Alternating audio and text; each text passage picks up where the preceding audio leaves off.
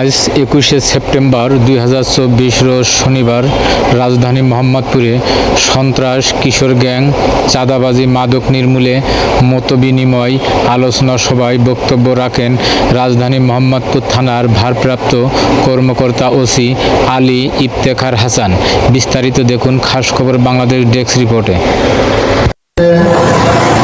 একটি দীর্ঘদিনের অপশাসনের পতন হয়েছে।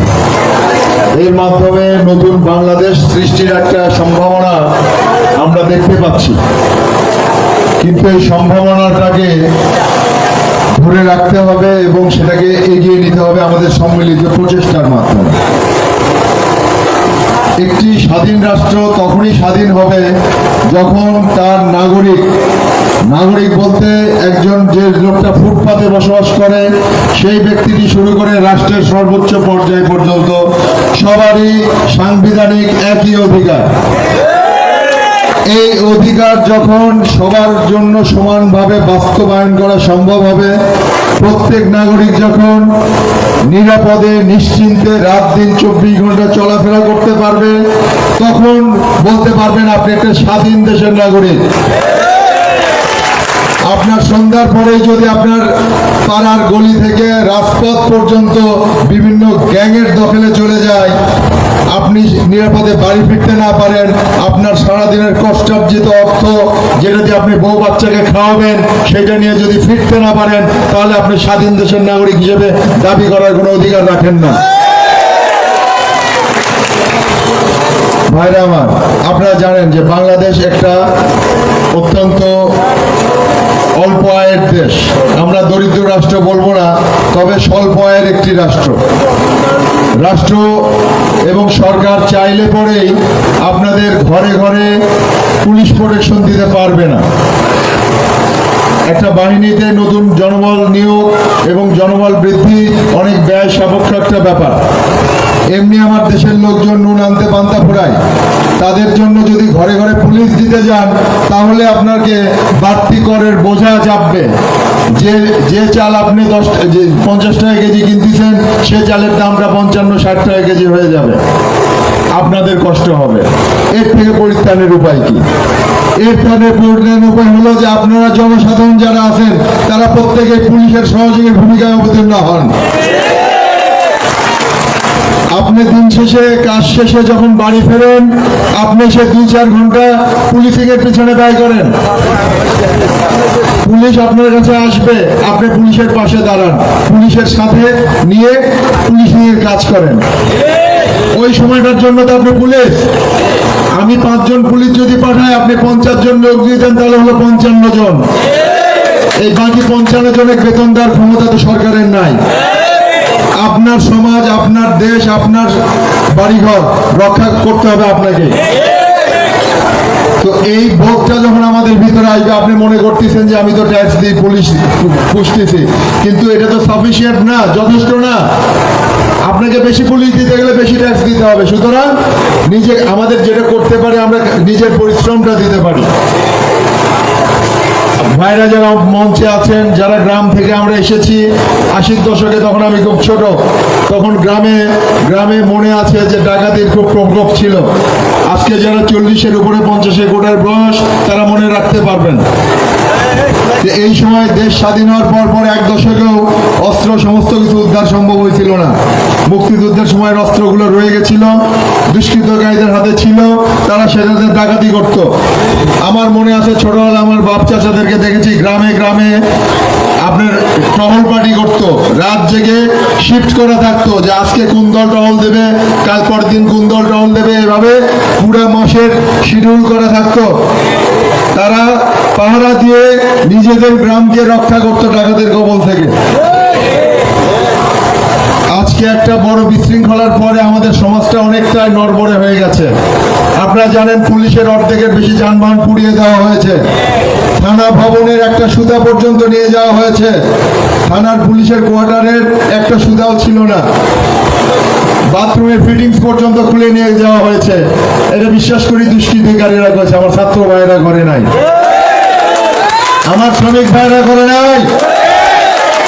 এটা যারা আজকে সন্ধ্যার পরে যারা ঠ্যাক দিয়ে কুপায়ে আপনার অর্থকড়ি নিয়ে যায়, তারাই সেদিন আন্দোলনকারীর বেশে থানা লুটপাট করেছে।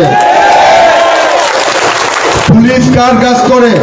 আমার কোমরে পিস্তল আছে, আমার নিরাপত্তা নিয়ে আপনার মতো শঙ্কিত নই, আমার বডিগার্ড আছে। আমি সারা রাত জেগে ঘুরি কার জন্য? আপনার এখানে গত 25 তারিখে জয়েন করছি, সেদিন রাতে ঘুমাইছি রাত 4টায়, এখন পর্যন্ত রাত 3:30টায় আমি ঘুমাইতে পারি না। আপনি রাত 2টায় ফোন দিবেন, ওসি ফোন যদি না ধরে পরদিন বলবেন যে রাত 2টায় ফোন দিয়েছিলাম ওসি ধরে নাই। পরীক্ষা করবেন, আজকেই পরীক্ষা করবেন। রাত 2টায় ফোন দিবেন যে ওসি ফোন ধরে কিনা, এক রিংয়ে ওসি ধরছে কিনা। আরেক কলে থাকলে হয়তো সময় লাগবে, অনেক সময় আরেকটা কলে থাকে। আমি দিনে 5 ঘন্টার পর ঘুমাতে পারছি না। আমি পুলিশ একাডেমি 7টায় শিক্ষকতা করতেছিলাম, 24 ঘন্টার নোটিশে নিয়ে এসে এখানে আপনাদের ওসি বানায় দেওয়া হয়েছে। রাত 10টা বাজতো, মোবাইল বন্ধ করে ঘুমায় যাইতাম, সকালবেলা অফিস যেতাম, বউ বাচ্চা নিয়ে বিকেলবেলা ঘুরতাম। বউ বাচ্চা রেখে আসছি রাজশাহীতে, একা কি খায় না খায় ঠিক নাই, কাজ করতেছি আপনাদের জন্য মন থেকে। পাখি গান গায়, সে কোনো বেতন পায় না। পাখি মনের আনন্দে যেমন গান গায়, মনের আনন্দে এখানে পরিশ্রম করতেছি, আপনার কোনো দুর্নামের ভাগিদার হওয়ার জন্য না। রাজশাহী থেকে আমাকে এখানে নিয়ে আসা হয়েছে, 1 টাকা বেতন বেশি দিচ্ছে না, কিন্তু আমার খরচ বেড়ে গেছে, মহানগরী খরচ বেশি। তারপরেও এখানে আছি ওই যে মনের সুখে। ওসির দায়িত্ব দিয়েছে, দেখি এই চাকরিটা প্রথম করতেছি কেমন লাগে। 20 বছরের চাকরি জীবনে অনেক জায়গায় চাকরি করেছি, গত 18 বছরে থানায় চাকরি করি নাই বা করতে পারি নাই। যেভাবেই দেখেন, এই 20 বছর চাকরির গত 18 বছর আমি থানায় চাকরি করতে পারি নাই বা করি নাই। তো এখন থানায় চাকরি করতেছি ওসি হিসেবে, এটা আমার জন্য একটা নতুন চ্যালেঞ্জ, আমি নতুন চ্যালেঞ্জ হিসেবে নিয়েছি। আমার কথা হলো যে আমার এলাকার প্রত্যেকটা জনসাধারণ যেদিন নিরাপদে নিশ্চিন্তে ঘুমাইতে পারবে, আমি সেদিন মরেও শান্তি পাবো যে আমার এলাকার লোকজনে আমি একটা দিনের জন্য নিরাপত্তা দিতে পেরেছি। আমি নিজে প্রতিদিন রাতের বেলা আপনার যে 3 মাথা থেকে বসিলা যে রোড টহল দিই, কারণ এই রাস্তাটা চিন্তায় বেশি হয়। সাদেক খানের গলি, ক্যান্সার গলি, বুদ্ধিদেবী স্মৃতিসৌধ, এই সামনে চিন্তায় রাখরা। আমি দেখতেছি ছিনতাইকারী গলির মধ্যে আমাকেও কিছু মারে দেখতেছে, ধাওয়া দিয়ে ভিতরে চলে যায়, এবং গলিগুলো এমন ইঁদুরের মতো গলি যে খুঁজে পাওয়া যায় না। একবার গলির মধ্যে ঢুকলে খুঁজে পাওয়া যায় না, তার মধ্যেও ধাপড়া ধরে 2-4টা ধরছি। অনেক এলাকা থেকে প্রতিদিনই প্রায় আমি ধরি, ছিনতাইকারী ধরি, নিজে ধরি। তো এটা আমার চেষ্টা আছে। এখন আপনাদের কাছে আমার প্রত্যাশা হলো, আপনার প্রত্যেকটা মহল্লায় মহল্লায় 100 জন, কমপক্ষে 100 জনের একটা কমিটি করেন, আত্মরক্ষার জন্য একটা লাঠি আর একটা বাঁশি রাখেন। একটা লাঠি এবং বাঁশি রাখলে পরে আত্মরক্ষার জন্য আইনে আপনার কোনো দোষ হবে না। এবং আপনার সম্মিলিতভাবে যদি দাঁড়ায় যান, আপনারা জেনে রাখেন সন্ত্রাসীরা ভীতু, তারা ভীতু বলে 20 জন 30 জন মিলে রামদা চাপাতিতে কোপায় 2-3 জন মানুষকে হত্যা করে বা কোপায়। বাঘ শিকার করে একা, কুত্তা শিকার করে হলো দল বাঁধে। ওরা কুকুর, ওরা বাঘ না। তো কুকুরের সঙ্গে কুকুরের ব্যবহার করবেন, যেমন কুকুর তেমন মুগুর। আপনার আত্মরক্ষার অধিকার সংবিধান আপনাকে দিয়েছে। একটা লাঠি আপনি হাতে রাখেন, আপনাকে আঘাত করতে আসলে সম্মিলিতভাবে প্রতিরোধ করেন, তাদেরকে আইনের হাতে তুলে দেন, কিন্তু হত্যা করেন না। মব জাস্টিস না বলে একটা খারাপ জিনিস প্রচলিত হচ্ছে, হত্যা করবেন না। তা নিজে আত্মরক্ষা করেন, তাদেরকে আইনের হাতে তুলে দেন। পুলিশকে খবর দেন, 5-10 মিনিটের মধ্যে পুলিশের গাড়ি এসে নিয়ে যাবে। আমাদের সীমাবদ্ধতা আছে, আগেই বলেছি যে আমার অর্ধেক যানবাহন পুড়িয়ে দেওয়া হয়েছে, ভেঙে দেওয়া হয়েছে। এটা বাকিগুলো মেরামত করে কোনো মতে আপনাদের সেবা দিচ্ছি। আর আরেকটা কথা আপনারা জানেন যে ডিএমপির 50টা থানার মধ্যে আয়তন এবং জনসংখ্যা আপনাদের মোহাম্মদপুর থানা সর্ববৃহৎ। আপনার আশেপাশের থানার তুলনায় আমি আদাবরের ম্যাপ দেখলাম, মহপুরের ম্যাপ দেখলাম, 4 গুণ এরিয়া বড়। আদাবর থানার চাইতে 4 গুণ এরিয়া বড়, জনসংখ্যাও 4 গুণ বেশি। আরেকটা কথা বলি, আমি যোগদান করেছি 25 দিন হলো। আমি আগে এসে যে জানলাম যে মোহাম্মদপুর থানায় গড়ে প্রতি মাসে 180 থেকে 200টা মামলা রেকর্ড হতো। সব মামলা আপনারা জানেন হয়তো রেকর্ড হয় না, তারপরেও রেকর্ড হতো 180 থেকে 200টা মামলা। আজকে মাসের 21 তারিখ, আমার মামলা নাম্বার 40। আজকে আজকে মাসের 21 তারিখ, মামলা নাম্বার 40। এই গতিতে হলে হয়তো এই মাসে 50 বা 55টা মামলা হবে। তাহলে আমি 25 দিনের চেষ্টায় মামলার সংখ্যা 3 ভাগের 2 ভাগ কমিয়ে আনতে সক্ষম হয়েছি, মাত্র 25 দিনে। একটু আমার উপর সময় দেন, একটু বিশ্বাস রাখেন, ধৈর্য ধরেন। মামলা কমেছে মানে অপরাধ কমেছে ডেফিনেটলি। আমার কাছে বৈধভাবে মামলা করতে যে কেউ ফেরত আসে নাই। যেটা বৈধ অধিকার আইনগত পাওয়ার পেয়েছেন, আমার মুখ থেকে, আমার রুম থেকে, আমার অতির রুম থেকে কেউ মুখ কালো করে ফেরত যায় নাই। আমি যত্ন করে বুঝিয়ে দিয়েছি, ভাই আইনগতভাবে এইটুকু আমি করতে পারি আপনার জন্য, এর বাইরে করতে গেলে আমার জন্য সেটা বেআইনি হবে।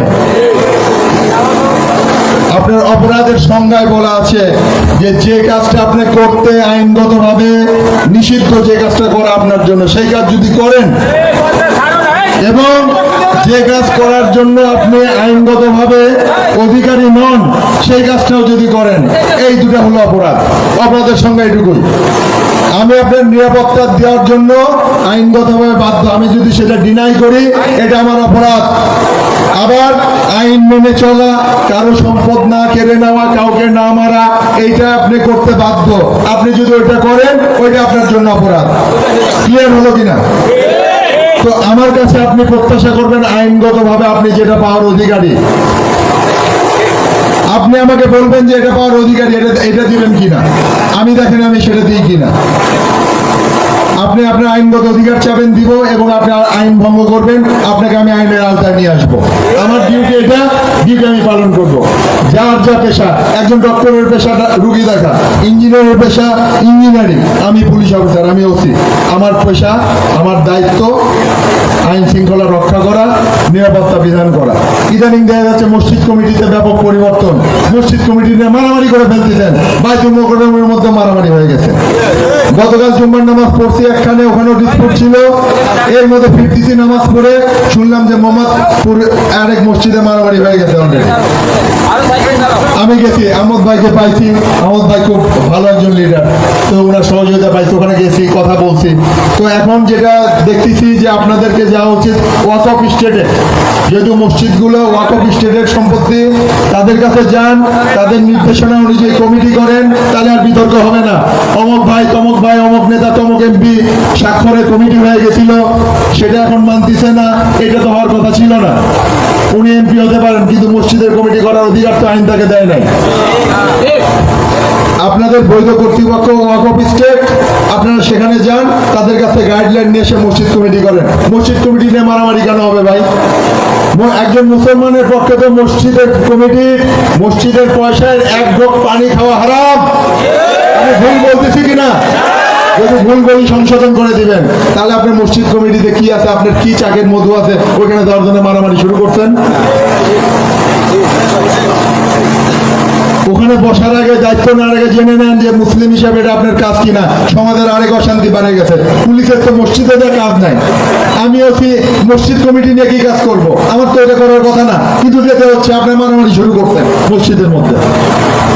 দয়া করে অপরাধের মাত্রাটা কমান। এমনিতেই অনেক অপরাধ, আপনারা জানেন গতকাল 2টা মার্ডার হয়ে গেছে। আমাদের পুলিশ 200 লোক দূরে ছিল, এর মধ্যে কমায় দিচ্ছে তারা মাত্রাটা এটা। আর কিশোর গ্যাং বলে তাদেরকে আর ছোট করে অপরাধের মাত্রাটা কমায় না। কালকে যারা ঘটনার সাথে আহত হয়েছেন, নিহত হয়েছেন, একজনের বয়স 30 বছর, আরেকজনের বয়স 23 বছর, আরেকজনের বয়স 24 বছর। এর আর কেউ কিশোর নাই। এরা কিশোর ছিল 10 বছর আগে, 15 বছর আগে। এখন তারা পাকা অপরাধী হয়েছে। মারা গেছে একজন, তার নামে 8টা মামলা, রাজশাহীতেও মামলা আছে, জাতীয় পর্যায়ের ক্রিমিনাল মারা গেছে। তার আমি শোক জানাই, বাট তার প্রিভিয়াস হিস্ট্রিটা বলতেছি। আমাদের কম্পিউটার টিপলে বের হয়ে আসে কার নামে কি আছে, ঠিক আছে। আরেকজন মারা গেছে, তার নামে 2খানা মাদকের মামলা, একটা মাদারীপুরে, একটা ঢাকায়। কেউ তো জাতীয় পর্যায়ের, মাদারীপুরেও মামলা আছে, এখানেও আছে। আরেকজন আহত আছে, তার নামে 2খান মামলা, ঠিক আছে। তো এখন লুকানোর আর দিন নাই যে আপনি কোপ খায় আপনি বলবেন যে আমি মেধাবী আর আমি হলো মানে নিষ্পাপ। আমাদের কাছে আপনার পাপের রেকর্ড আছে। তো আপনাদের এই কোপাকুপি আর কিশোর গ্যাং বলেন না ভাই, কিশোর আর খুব একটা নাই, অল্প কিছু আছে। এগুলো হলো চেলা, যেগুলো 15 বছরের কিশোর ছিল, পাকা আসামি হয়ে গেছে, পাকা দাগি অপরাধী হয়ে গেছে, এগুলোকে কঠোর হাতেই দমন করেন। আর কিশোর বলে ছোট করেন না। সাংবাদিক ভাইটা বলে ভাই কিশোর গ্যাং, আমি বললাম ভাই বয়স কত লেখা আছে দেখেন তো, 24 বছর 30 বছর আপনি কিশোর বলেন কিভাবে? তো সাংবাদিক ভাইটা বলছেন না ভাই কিশোর নাই এগুলো। ঠিক আছে, কাল থেকে আমি কথা বলতেছি, এই কথাগুলো শেয়ার করলাম আপনাদের সাথে। তো আপনাদের প্রতি আবার একটা আবেদন, আপনার প্রত্যেকটা মহল্লায় 100 জনের কমিটি গঠন করেন, ভালো ছেলেদের নিয়ে, যাদের সন্ত্রাসের কোনো ব্যাকগ্রাউন্ড নাই, যারা চাঁদাবাজি করে না, ভালো ছেলেরা আগে আসেন। যারা বুকের রক্ত দিয়ে দেশটাকে নতুন পরিবর্তনের ধারায় নিয়ে আসছেন তারা আগে আসেন। যারা ভালো নেতৃবৃন্দ আছে সমাজে তাদের কাছে গাইডলাইন নেন। আপনারা বয়সে নবীন, যারা ছাত্র বয়সে নবীন, আপনাদের সবকিছু আছে কিন্তু অভিজ্ঞতাটা নাই। তো অভিজ্ঞতা নেবেন হলো মুরব্বীদের কাছে, তাদের কাছে পরামর্শ নেবেন, কিন্তু শক্তিটা আপনাদের। আর মুরব্বীদের পথে অনুরোধ, আপনারা তাদেরকে সঠিক পথ দেখান। কারণ রাতের বেলা অন্ধকারে যখন কোপটা মারবে, আপনি বি না এ না সি পার্টি এটা কিন্তু দেখবে না। তো এটা মনে রাখেন যে এবিসি পার্টি থেকে কোপায় না, ওরা ওদের দরকার ওরা কোপায়। আর মাদকের বিষয়টা আপনাকে বলি, আমার কিছু অ্যানালাইসিস, মাদক এই চিন্তার সাথে রিলেটেড। এই চিন্তার পয়সার বেশিরভাগ এরা খরচ করে মাদকের পিছনে। আপনি যেমন চিন্তাটা বন্ধ করতে পারবেন, মাদক অটোমেটিক্যালি 60% বন্ধ হয়ে যাবে। 60% মাদক বন্ধ সম্ভব চিন্তাকৃত অর্থের উৎস যদি আপনি বন্ধ করতে পারেন। আপনি চিন্তায় বন্ধ করেন, মাদক অটোমেটিক বন্ধ হয়ে যাবে। মাদক আপনার বাসায় যায় কেউ দিয়ে আসে না, আপনার আমার সন্তান মাদক বিক্রেতার কাছে গলির মধ্যে ওই চিপার মধ্যে দেয় কিনে কিনে খেয়ে আসে। আমি ঠিক বলছি কিনা বলেন? কিন্তু সন্ত্রাসী আপনাকে কাছে সে কুপায় আপনার কাজে নিয়ে যায়। আপনি কোনটা আগে প্রতিরোধ করবেন? সন্ত্রাস আগে প্রতিরোধ করতে হবে। আপনার জীবন ঝুঁকিতে। যে মাদক সেবন করে সে নিজের ক্ষতি করে, কিন্তু একটা সন্ত্রাসী তার নিজের স্বার্থের জন্য ওকে ক্ষতি। কিন্তু মাদকের বিরুদ্ধে কোনো ছাড় নয়, এর মানে এই নয় যে ছাড়। আপনি সব ফ্রন্টে একসাথে যুদ্ধ খুলতে যাবেন না। আমেরিকা সব ফ্রন্টে যুদ্ধ খুলতে দেয়, আফগানিস্তান থেকে উল্টো হয়ে গেছে, চীনের সাথে লেগে গুপড়ে অবস্থা, ওইদিকে ইউক্রেনে যে মার খাচ্ছে, সব ফ্রন্টে যুদ্ধ খুলতে গেছে। আপনি আগে টার্গেট করেন, আপনার প্রায়োরিটি কোনটা, আপনি নির্ধারণ করেন যে কোনটা আগে আপনার দমন করতে হবে, সেইটা শেষ করেন, তারপরে শেষ করেন। একটা গল্প দিয়ে শেষ করি। এক কৃষক কুষার লাগাইছে, সে কুষার কিন্তু খুব লোভনীয় জিনিস আর কি গ্রামে। তো দেখে 3টা চোর ঢুকছে কুষার খাওয়ার জন্য রাতের বেলা। সে কৃষক পাহারা দিচ্ছে, ও তো একা পারতেছে না। তো দেখে যে এই চোরের মধ্যে একজন আছে কৃষক, একজন শিক্ষক আর একজন ছাত্র। তো এখন চিন্তা করলে তো বুদ্ধি করতে হবে, 3 জনকে যদি ধরতে যায় তাহলে তো আমার মারিয়ে শোয়া ফেলবে। তো ও এখন বলতেছে যে স্যার, আপনার স্যার মানুষ, ও ছাত্র মানুষ, আপনাদের তো চাষবাস নাই, কিন্তু ওই হারামজাদা তো কৃষক, ও কেন চুরি করতে আসছে, আসেন তো ধরে বানাই। তো 3 জনে মিলে ধরে আগে পিঠায় শোয়া দিছে। এরপরে বলতেছে যে বেটা তুই শিক্ষক, তুই ছাত্রর সাথে আসছিস চুরি করতে, তোর কাছে কি শিখবে? ছাত্র ভাইসো ধরে পিঠায় শোয়া দিছে। তারপর ছাত্র বলছে তুই সারা দেশের ভবিষ্যৎ, হ্যাঁ তুই এখন চুরি করতে আসছিস, পিঠায় শোয়া দিছে। কৌশলী হতে হবে, একসাথে সব ফ্রন্টে যুদ্ধ করতে চান না। আগে সন্ত্রাস নির্মূল করেন, মাদক অটোমেটিক 60% কমে যাবে, বাকি 40% টোকায় টোকায় আমরা তুলে নিয়ে আসবো। তো আপনাদের প্রতি আবার অনুরোধ, কমিটি গঠন করেন দ্রুত, প্রত্যেকটা পাড়ায় পাড়ায় পুলিশের সাথে টহল দেন। আমরা পুলিশ দিব, 1 গাড়ি করে পুলিশ দেবো, বাকি সবাই আপনারা থাকবেন। কোন সন্ত্রাসী মাথা বের করতে পারবে না, বের হলে পরে প্রতিরোধ। যেখানে সন্ত্রাসী সেখানে প্রতিরোধ, সোজা কথা। তো আজকে আর বক্তব্য বাড়াবো না, আপনারা অনেকক্ষণ আছেন। তো আমার মেসেজটা আমি বোধহয় বলতে পেরেছি। যদি বলতে না পেরে থাকি তাহলে নিজের গুণে বুঝে নেবেন। আমার কাছে আপনাদের দুয়ার 24 ঘন্টা খোলা। বললাম রাত 2টা 3টা পর্যন্ত ফোন দিবেন, আমি আছি। তো ধন্যবাদ সবাইকে, আসসালামু আলাইকুম।